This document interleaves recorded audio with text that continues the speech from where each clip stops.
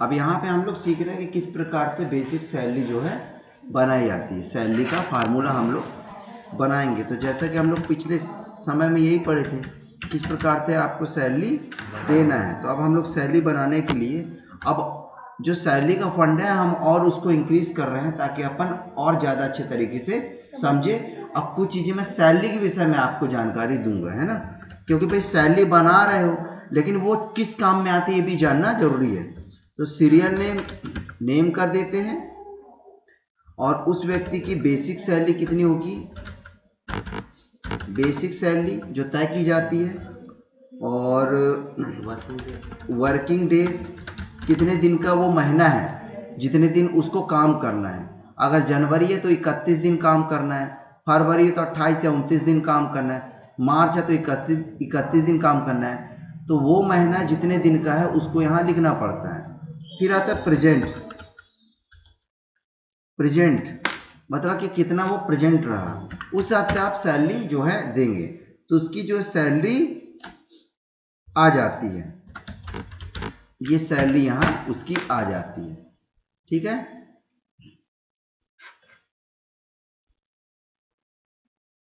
एक दो तीन चार पाँच, ये 5 लोगों की सैलरी मैं जो है बनाकर दिखाता हूँ आप लोगों को। यहाँ पे हम ऑल बॉर्डर कर देते हैं, बोल्ड कर देते हैं, सेंटर पोजीशन में कर देते हैं ताकि अच्छा लगे। इस कॉलम को हम लोग इंक्रीज भी कर सकते हैं। यहाँ पे हम लोग लिख देते हैं मोहन, जावेद, श्याम, रीना, शंकर। इनकी बेसिक सैलरी है, इसकी 15,000 रुपये, जावेद की है 25,000 रुपये, इसकी 28,000 रुपये, इसकी 34,000 रुपये, 45,000 रुपये की सैलरी। जनवरी का महीना है तो 31 दिन की वर्किंग डेज है, ये 18 दिन है, 21 दिन है, 22 दिन है, 23 दिन है और ये 28 दिन है। ये पकड़ो पूनम, ये इसको रख लो, दे दो। ठीक है, अब इसकी सैलरी हम लोग निकालेंगे। क्या निकालेंगे? सैलरी निकालेंगे। ये पता नहीं कैसे बड़ा होता है, कंट्रोल दबा के आप इस कर्सर का यूज कर सकते हो, इसे पता चलेगा। तो ये सैलरी हम लोग निकालेंगे। ये सैलरी कैसे निकालनी, बड़ा सीधा सा फंडा है। यहाँ पे बराबर का यूज करेंगे, जहां पे आपको आंसर लाना है, वैल्यू लानी हो जहां पे, वहां पे आप क्लिक करोगे उस सेल पे। किस सेल पे? इस सेल का एड्रेस क्या है? F4। Very good, F4 cell का एड्रेस है। बराबर दबाएं। आपको कहना है कि आपको 15,000 में भाग दे देना है 31 का और इंटू कर देना है जितने दिन वो आया है। तो ये सैलरी आपकी जो है रेडी हो जाती है। या तो डबल क्लिक करके आप इस खींच दें, या फिर डबल क्लिक कर दें या खींच दें। अब ये डॉट के बाद जो आपको ज्यादा संख्या दिखाई दे रही है डेसिमल के बाद, इसको सेलेक्ट करके आप राइट क्लिक करके फॉर्मेट सेल पे जाना है और आपको यहाँ से नंबर का ये टास्क खुलेगा। यहाँ से आपको नंबर लेना है। नंबर में से भाई दशमलव के बाद कितना जो है आप लेना चाहते हो, तो हम 0 कर दिए, उसको रोक के कर दिए, तो ये हट गया। अब देखो बात ऐसे नहीं रही कि आपकी सैलरी आपने बन गई। अब कुछ और चीजें मैं बढ़ाता हूँ सैलरी पे और आप लोग को जानकारी भी देते चला जाता हूँ। आज सैलरी का लास्ट है। एडवांस हो सकता है वो आपसे कुछ एडवांस लिया हो कि भाई मैं सर आपके यहाँ 15,000 की ड्यूटी करता हूँ। अब बीच में उसको एक घर में एक समस्या आ गई जिससे उसको 2,000 रुपये उसको जो है एडवांस चाहिए। तो साहिल ने उसको 2,000 रुपये एडवांस दे दिया। अब जितनी सैलरी बनेगी क्या साहिल नहीं काटेगा? उसे कहते हैं एडवांस डिडक्शन। डिडक्शन मीन्स होता है कटौती। याद रखना, कटौती। क्या? एडवांस डिडक्शन, कटौती।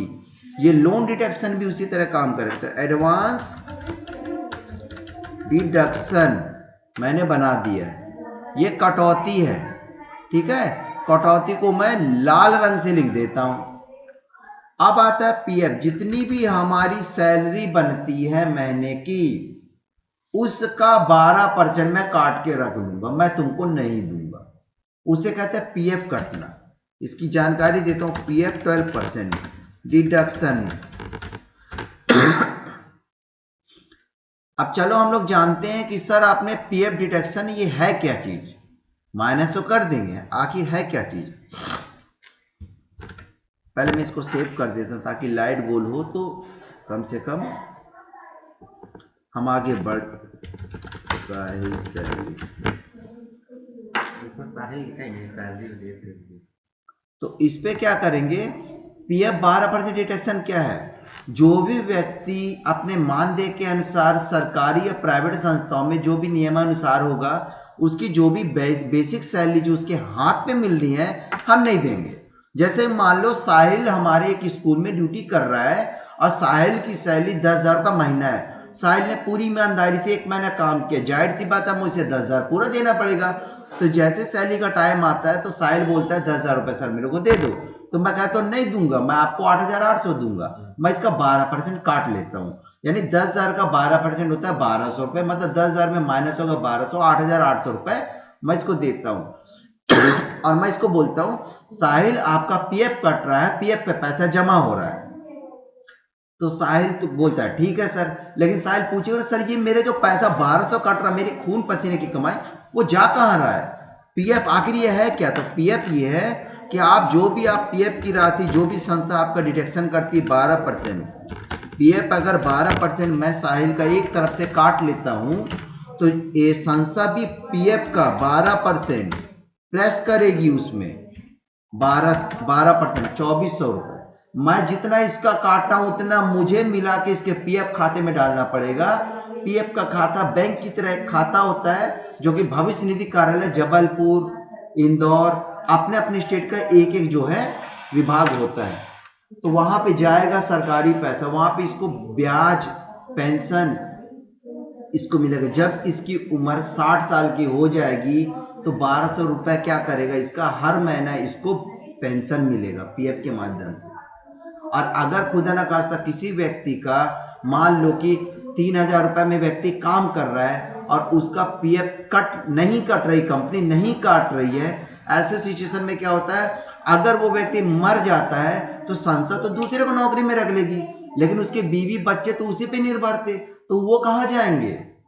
तो पीएफ ना ही डबल पैसा बनाता है बल्कि एक पॉलिसी भी देता है कि मर गए तो 3 से 4 लाख जो भी मानदेय राशि होती है वो सरकार देती है उनके बीवी बच्चों को, और पेंशन भी लौट कर देती है उसकी बीवी को। इसलिए पीएफ कटना जरूरी होता है। तो इसलिए किसी भी संस्था में काम करो तो ये बोलो मेरा पीएफ क्यों नहीं काट रहा सर, मेरा पीएफ काटिए, तो पीएफ कटाइए, तो ये पैसा तो इसका कटा और इसके खाते में इतना जमा हो रहा है 2,400 रुपए, जबकि इसका ब्याज भी इसको मिल रहा है। तो एक साल का कितना हो जाता है, एक साल का हो जाता है इतना, तो ये तो फिर ये 15 साल ड्यूटी किया, तो 15 साल ड्यूटी करने में इसका हो जाता है इतना। सोचो छोटी छोटी सी जो बचत है वहां बचत हो जाती है। तो पीएफ काटना बहुत जरूरी होता है, तो ये पीएफ डिडक्शन आपका होगा।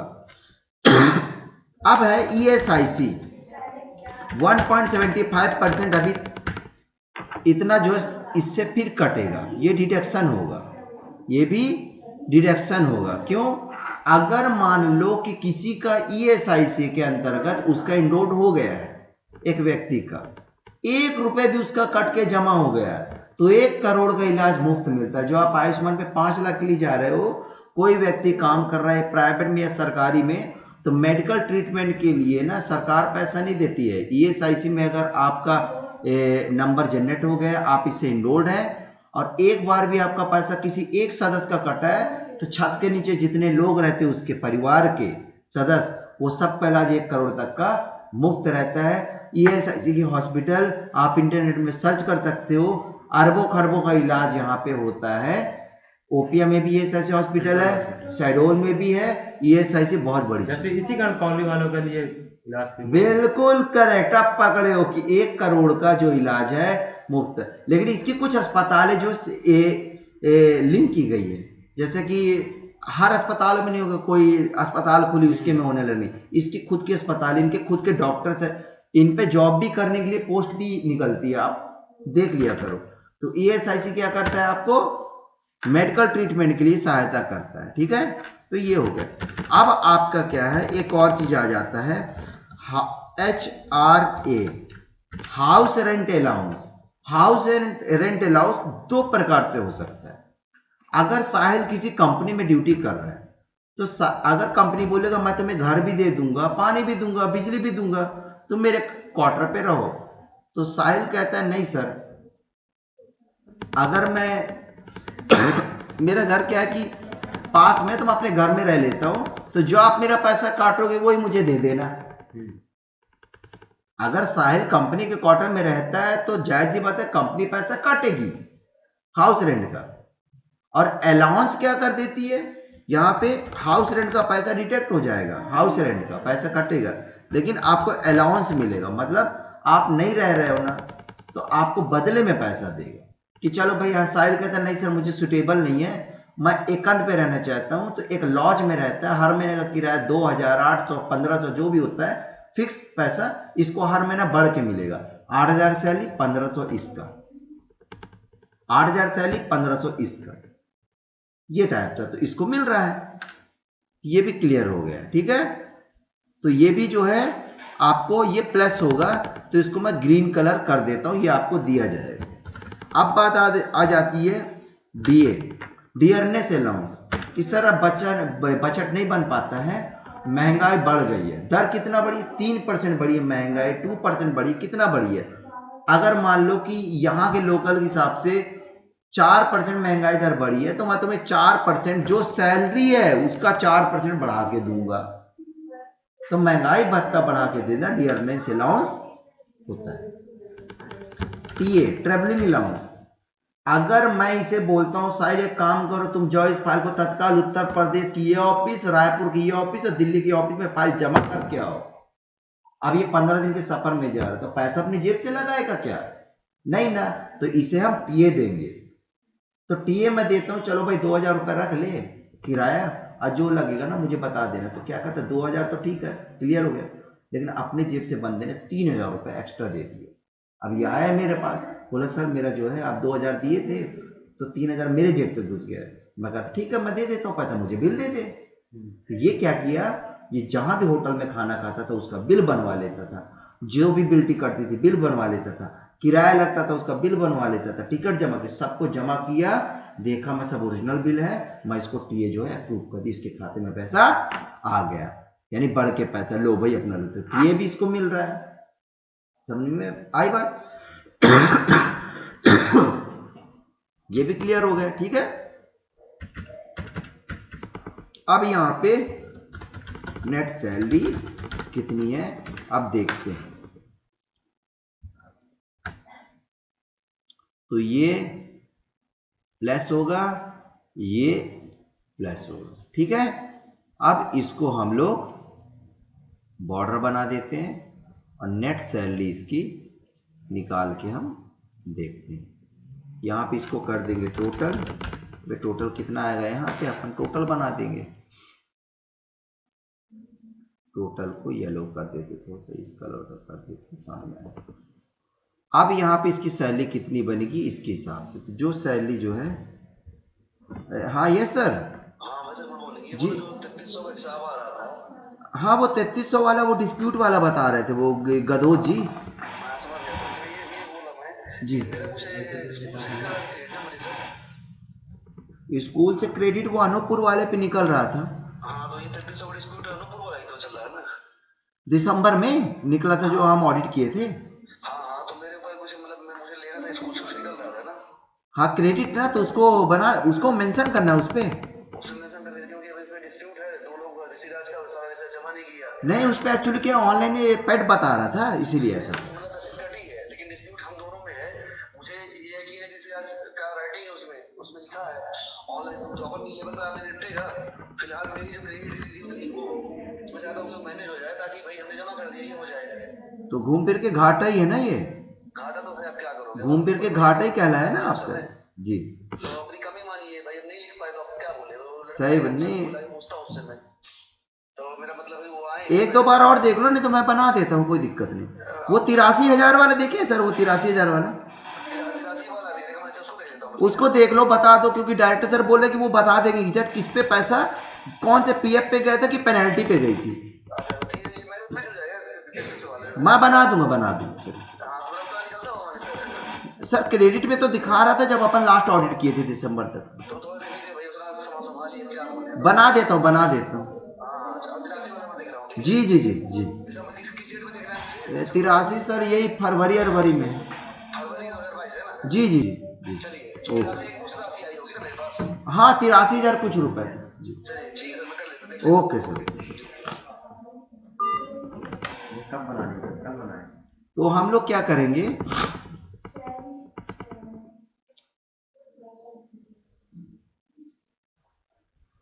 तो यहाँ पे जो दिया हुआ है आपका कि वो कितने दिन काम किया, इतने दिन लेके जो भी उसकी सैलरी बनी यहाँ पे, ठीक है। तो उसकी सैलरी से तो उसने आपसे 500 रुपए एडवांस लिया था। अब देखो यहाँ पे 12% डिडक्शन हुआ, किसका, जो भी सैलरी बनी उसका 12% डिडक्शन होना है। तो 12% पहले यहाँ लाना पड़ेगा ना, तो आप बराबर करोगे और ये जो भी सैलरी बनेगी यहाँ पे F4 इंटू 12 भागे 100 ये करेंगे ना। कैसे निकालते हैं, बराबर भाई जो भी होता है बराबर करो, जो भी होता है उससे गुणा कर देते हैं उतने का 12% निकालना है भागे 100।